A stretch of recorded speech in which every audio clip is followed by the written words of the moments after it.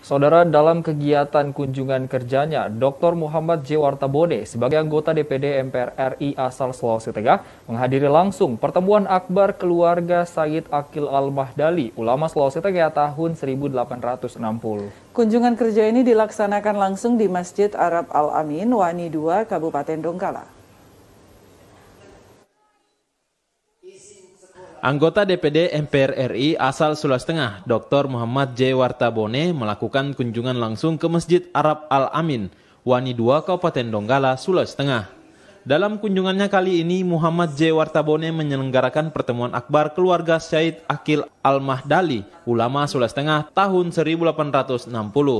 Dalam sambutannya, Muhammad J. Wartabone menjelaskan bahwa di Sulawesi Tengah cukup banyak keluarga ulama. Kalau melihat dari Sayyid Aqil Al-Mahdali di tahun 1860 telah berada di Wani membawa agama Islam. Sehubungan dengan itu, Sayyid Aqil Al-Mahdali tidak hanya sendiri menyebarkan ajaran agama Islam. Tentu sebelum dan sesudah Sayyid Aqil Al-Mahdali juga telah menyebarkan agama Islam, dan Muhammad J. Wartabone akan melakukan deklarasi akbar bahwa Sulawesi Tengah merupakan Islam tertua di Nusantara. Yaitu Imam Sya'ban di Banggai Kepulauan tahun 792 Masehi. Nah, ketika kita mendeklarasikan Imam Sya'ban ini, tentu dari Imam Sya'ban sampai ke guru tua itu harus tergambar siapa saja tokoh-tokoh ulama yang ada di zaman itu.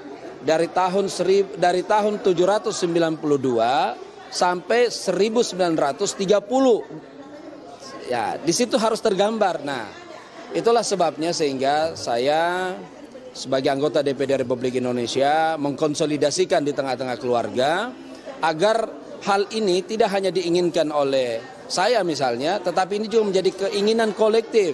Keluarga berkeinginan menyempurnakan tulisan-tulisan sejarah Islam itu.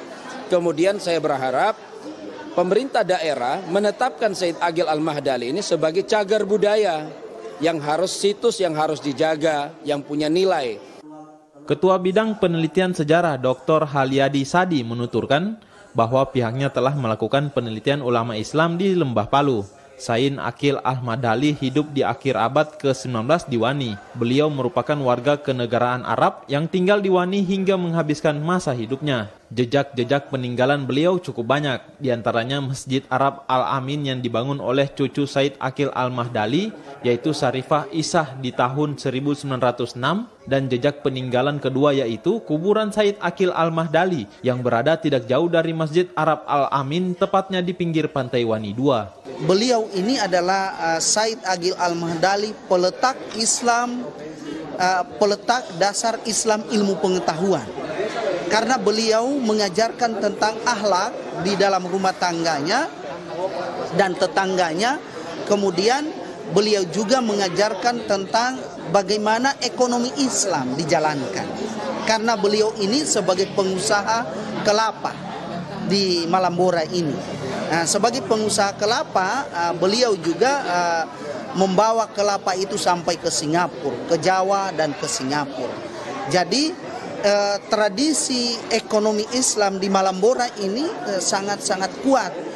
Orang Bugis, orang Kaili bekerja bersama-sama di perkebunan kelapa yang mereka buat sehingga tradisi atau dinamika ekonomi Islam di Lembah Kaili ini berjalan dengan baik. Dengan adanya situs sejarah para ulama yang ada di Sulawesi Tengah, bahwa perjalanan agama Islam di Lembah Palu dan Sulawesi Tengah sudah cukup lama. Maka dari itu, Dr. Muhammad J. Wartabone berharap seluruh keluarga Sayyid Aqil Al-Mahdali memberikan support, menyempurnakan buku dan silsilah keluarga agar tergambar bahwa kita adalah umat dari Nabi Muhammad SAW.